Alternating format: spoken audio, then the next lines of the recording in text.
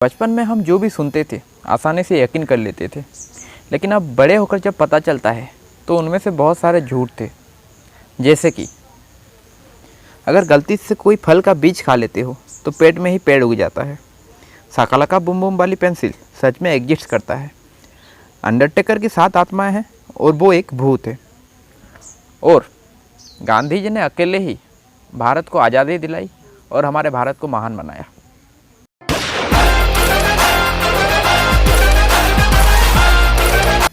भारतीय इतिहास में गांधी जी का जितना भी नाम है शायद ही किसी और का होगा। शायद इसीलिए हमने उनको राष्ट्रीय पिता भी घोषित कर दिया। लेकिन क्या आपको लगता है कि वो इसके हकदार थे या हैं?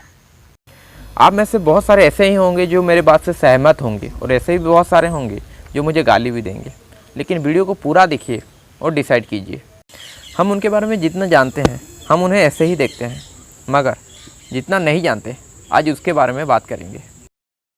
ये शायद ही किसी से छुपा होगा कि गांधी जी की ब्रह्मचारी लाइफ कैसी थी और सेक्स लाइफ। वह अक्सर 18 से 25 बरस के बीच की लड़कियों के साथ सोते थे नग्न, और यही कहते थे कि ये उनके ब्रह्मचारी एक्सपेरिमेंट का हिस्सा है। ब्रह्मचारी एक्सपेरिमेंट रियली? गांधी जी ने ये खुद भी स्वीकार किया था कि जब हायर स्टडी के लिए वो लंदन में थे तब वो फैसला किए थे कि वो मांस, दारू और सेक्स से दूर रहेंगे। मांस और दारू को तो वो छोड़ दिए, लेकिन सेक्स एक ऐसी चीज़ थी जिससे वो दूर नहीं रह पाए थे। और उनके हिसाब से ब्रह्मचारी का मतलब ये था कि जो एक लड़की के साथ एक बेड पे ही सोए नग्न और सेक्सुअली अट्रैक्ट भी ना हो। और इसी बात को प्रूव करने के लिए वो अपने 18 बरस की पोती मन्नू और ग्रैंड नीफ्यू आभा को अपने साथ सुलाया एक साथ, वो भी नग्न। और ये काम उन्होंने बार बार किया। वो खुद एक हिंदू होने के बावजूद हमारे नेशनल सॉन्ग वंदे मातरम को बैन किए थे 1938 को मोहम्मद अली जिन्ना के कहने पे। ये संगीत सिर्फ बंगाली लोगों के द्वारा पसंद नहीं किया जाता था, बल्कि ये संगीत एक इंस्पिरेशन बन गई थी फ्रीडम फाइटर्स के लिए उस वक्त। मगर गांधी जी ने एक घोषणा पत्र लिखा जिसमें इस संगीत को कहीं भी भाषण में इस्तेमाल करने से मना किया था। जिंदगी भर वो यही कहते रहे कि अहिंसा के साथ दो, अहिंसा के साथ रहो। मगर सेकेंड वर्ल्ड वॉर के टाइम वो खुद ही इंडियन आर्मी को भेजा था इंग्लैंड के साइड से लड़ने के लिए। क्यों? तब अहिंसा कहाँ गई थी? तब जब भारत सिर्फ भारत था, भारत पाकिस्तान और बांग्लादेश नहीं, और इंडिया से करीब 2.5 मिलियन आर्मी इंग्लैंड की ओर से लड़े थे, सिर्फ गांधी जी के कहने पे। हाँ, इसे बिलीव करना थोड़ी सी मुश्किल होगा आपके लिए, लेकिन ये भी सच है। 1958 को एक इंटरव्यू में डॉक्टर BR अम्बेडकर द्वारा BBC रेडियो में इसका खुलासा किया गया था।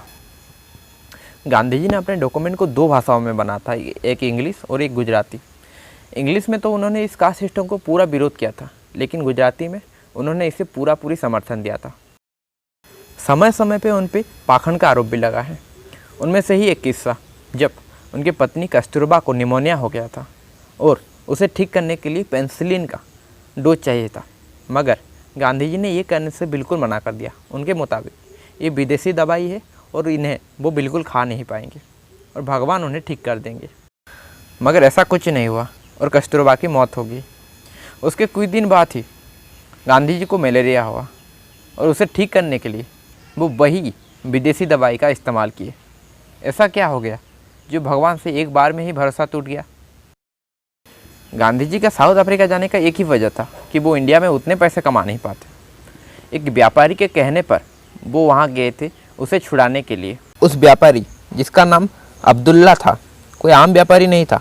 उसका बिजनेस स्मगलिंग का था और इसके लिए गांधी जी को मोटी रकम भी मिली थी। इससे उनका पैसे के लिए रही कमजोरी भी दिखती है। वो कहते थे कि वो बॉस को अपने बेटे की तरह देखते हैं, लेकिन ये सब भी झूठ था। एक बार जब कांग्रेस के एक पद से बॉस को निकलना था तब वो अनशन पे बैठ गए थे और तब तक अनशन में बैठे रहे जब तक बॉस खुद ही उस पद को छोड़ ना दिए। और यहाँ तक कि जब बॉस ब्रिटिश गवर्नमेंट की मोस्ट वांटेड लिस्ट में शामिल थी तो गांधी जी ने उनसे वादा किया था कि वो बॉस को पकड़ने में उनकी मदद करेंगे। और भी ऐसे बहुत सारे कारण हैं जिसके लिए हमें उन्हें राष्ट्रीय पिता कहने में अफसोस होता है। उनके जगह ऐसे बहुत सारे डिजर्विंग संग्रामी थे जिन्हें ये हक मिल सकता था।